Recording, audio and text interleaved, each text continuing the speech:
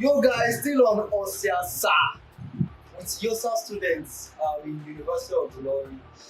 I'm hereby with my mommy. She's a queen. We call her mommy Olori, our mentor.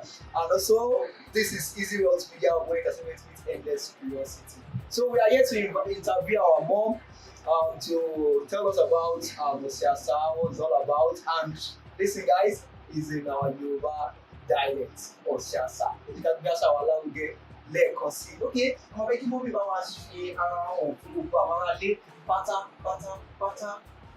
Iṣẹ́ olóòtú orúkọ mi ní olórí Rẹ̀mát Ọlábímpé Adéyẹmí. Mo jẹ́ ọ̀kan nínú àwọn olùkọ́ ní ilé-ìwé yunifásítì ti ìlú Ìlọrin ní ẹ̀ka ìmọ̀ ẹ̀dá èdè àti èdè Nàìjíríà níbi tá a ti ń kọ́ àwọn ọmọ wa nípa àṣà, ìṣe àti gbogbo nǹkan tó rọ̀ mọ́ ẹ̀dá èdè àti èdè Yorùbá.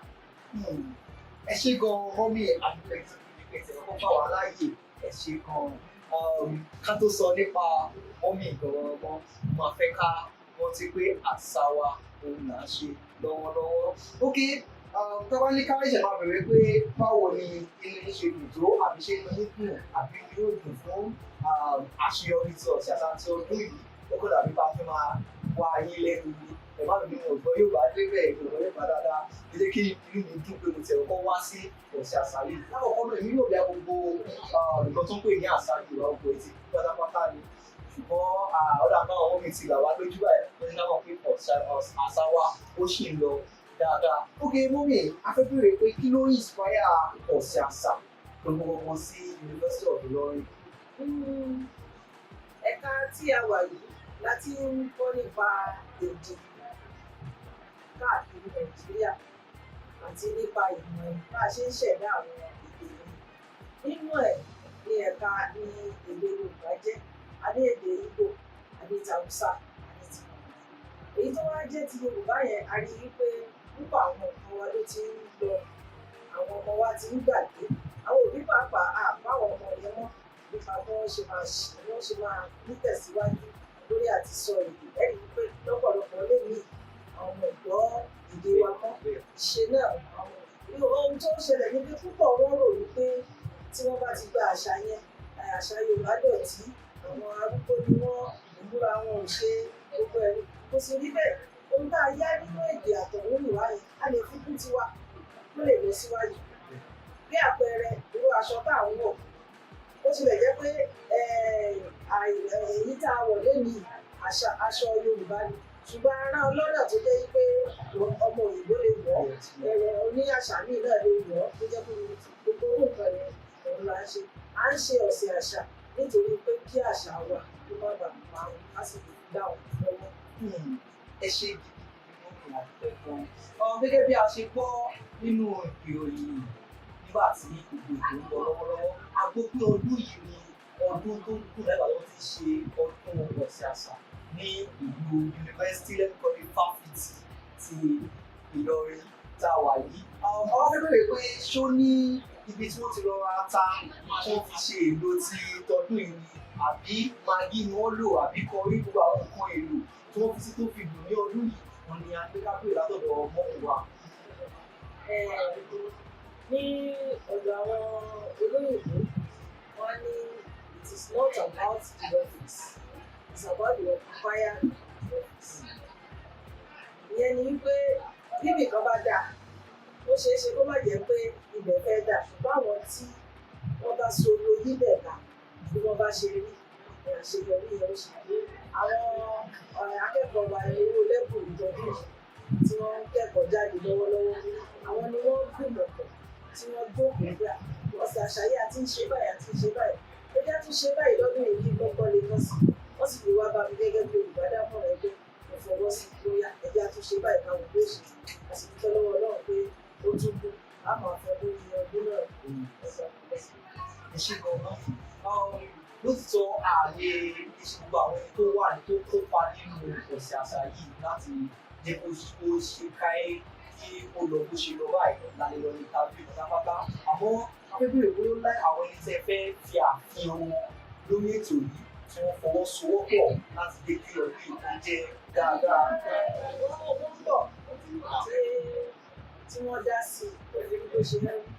Lára wọn ni ọ̀kan náà àwọn akẹ́kọ̀ọ́ ọ̀gbẹ́ni ó sí ọmọdé tó ṣe dáadáa ní láti fún wa lọ́wọ́ láti jẹ́ kí lára wọn ni ọ̀mọ̀wé Láyọ̀ Ògúnlọlá àwọn náà wọ́n bá wa kópa ńbẹ̀. Gbogbo àwọn olùkọ́ pátápátá ọ̀jọ̀gbọ́n Adéọ̀ṣun ọ̀mọ̀wé Hamzat gbogbo wọn pátá láti wọn kódà olórí ẹ̀ka ìmọ̀ ẹ̀dá èdè àti ìlú Nàìjíríà ọ̀jọ̀gbọ́n Bọ́láńlé Arókòyọ̀ ẹ̀rí kan gbogbo wọn lọ́ wá síbẹ̀ gbogbo wọn lájọ jókòó lọ́dún ìdájọ́ wọn fọwọ́sowọ́pọ̀ pẹ̀lú ìjọba ìjọba ní ìsẹ́ni tí lè fọ̀rọ̀ lórọ̀ pẹ̀lú.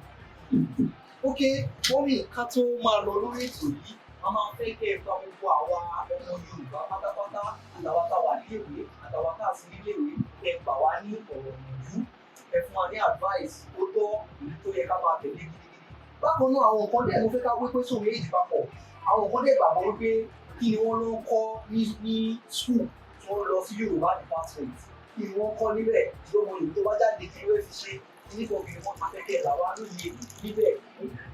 Alákọ̀ọ́kọ́ ìmọ̀ràn mi fún àwọn èèyàn tí wọ́n ń gbọ́ wa tí wọ́n ń wò báwo tí wọ́n lo fọ́nrán ìgbìmọ̀ wípé wọ́n nílò àgbélárugẹ. Béèyàn bá ti fẹsẹ̀ òsì pẹ̀lú ọtí fọwọ́ òsì júwe ilé bàbá rẹ̀ ó ti ń fi hàn wípé ọkàn àlè ni. Tí a bá sì gbé nǹkan wa lárugẹ àwọn èèyàn lọ́wọ́ èèyàn bá wa gbé lárugẹ. Àfi ká gbé àṣà wa lárugẹ ká gbé ìṣe wa lárugẹ. Yorùbá dùn lédè adùn níwà adùn níṣe gbogbo nǹkan Yorùbá ló dáa. Èyí tó bá jẹ́ pé a fẹ́ níbẹ̀ ká kàn yí ipò ká fi díẹ̀ kún nínú èyí tá a bá gbà wá a sọ ọ́ di ọ̀kan ó lè dà jù báyìí lọ. Gbogbo àwọn ọmọ Yorùbá nílé lóko lẹ́yìn òjì ẹjẹ́ á máa sọ ìdílé ẹjẹ́ á máa ṣiṣẹ́ wọn ẹjẹ́ á kọ́ àwọn ọmọ wa. Wọ́n bá ní báwọn òyìnbó ni wọ́n padà wá kọ́ wa lédè wa láìpẹ́ yọ̀ọ́ ẹjẹ́ káwa náà ti máa ṣe láti sìn. Ẹlẹ́ẹ̀kejì ni pé àwọn kan á sọ pé tí wọ́n ti lọ kọ́ Yorùbá kí ló ń kọ́ bẹ̀ ṣe lédè tó ń sọ ni ṣe bí kíní kan ní gẹ́gẹ́ bí ọ̀gá wa ṣe sọ díìnì fakọ́ọ̀tì pé kò ó tí ìrẹ́ni tó ṣe tó wá sọ pé ìyá ń jẹun bí ò bá kọ́lé ra bàtà tó ralẹ̀ bí àwọn olóṣèlú yóò rí ohun tí yóò máa fi jẹun. Ó ṣe wá rí yẹn náà táwọn èèyàn rò pé èdè lásán ni ọ̀rọ̀ lásán ni wọ́n kàn sọ níbẹ̀ nígbà tí wọ́n bá dé tí wọ́n bá ta wá bọ̀ láti ọgọ́rùn-ún lẹ́bùn àwọn fún ara wọn. Ẹ̀jẹ̀ lábẹ́ àwọn ọmọ wa nísìnyí bí ò bá ò lè èsì tí wọ́n fi ń ṣe kí sọ ó ní lè pè máa ṣe máa tọrẹ máa ṣeré gbogbo yẹn òun ni àwọn nǹkan tí èèyàn fi ń Yorùbá ṣe wọ́n pọ̀ lóríṣiríṣi. À ń fi ọjọ́ ọ̀la lé àwọn ọmọ lọ́wọ́. Ibi lẹ́lòmí ewu tí ó fi jẹun ọ̀rọ̀ lẹ́lòmí ó sọ ara wọn tí wọ́n ń kéwì ara wọn tí wọ́n lè pẹ̀ṣà tí wọ́n lè ṣe oríṣiríṣi gẹ́gẹ́ bí ọ̀gá ṣe sọ ó lè jẹun tẹ́lòmí ò fi jẹun. Fọ́tò yíyà ó lè jẹun ọ̀nà tẹ́lòmí ò lòlò ó lè jẹ́nu ọgbà yìí ló ti bẹ̀rẹ̀ sí ní bá ń ṣe ọ̀sẹ̀ àṣà ló ń ya fọ́tò ló ń ṣe fídíò ló ń ṣe kíní tó bá yá aṣọ ọdún ńláńlá. Ọ̀pọ̀lọpọ̀ àwọn tí wọ́n ti ẹ̀kọ́ èdè wa gan ni wọ́n ti di pé wọ́n fi Yorùbá jẹun tí wọ́n fi oríṣi tí wọ́n fún rárá tí wọ́n ṣe kíní fún àwọn ìnáwó oríṣiríṣi wọn ò sì kọ́ Yorùbá ṣùgbọ́n nígbà tí wọ́n rí adùn tó wà bẹ́ẹ̀ àti olórí tó wà bẹ́ẹ̀ wọn náà dára. Torí bẹ́ẹ̀ Yorùbá kọjá bí a ṣe ń fojú wò ó torí bó sì jẹ́ tiwa la ṣe ń wò ní nǹkan kékeré níbi àwọn ẹgbẹ́ bàbá tẹra mọ́ tá àwọn ọgbẹ́ ẹ̀ dáadáa. Yorùbá yìí làwọn ṣe láti ìgbà tá a ti bẹ̀rẹ̀ ní àfìgbà ìwé ẹ̀rí alákọ̀ọ́kọ́ àfìgbà kejì àti fúngbà kẹta lọ sí Yorùbá dùn ó sì dà iṣẹ́ tó yẹ ká lè ṣe. Yorùbá ẹ̀já bọ́ọ̀lù láṣà Yorùbá ẹ̀já bọ́ọ̀lù láṣà. Okay, Eshegoromi, we have not come to the end of today's live interview with our mommy, the queen of Ilorin Unisa students. Eshegoromi. Watch full video on YouTube concerning Kostiasa, all performance and everything there. Thank you. See you well to you guys.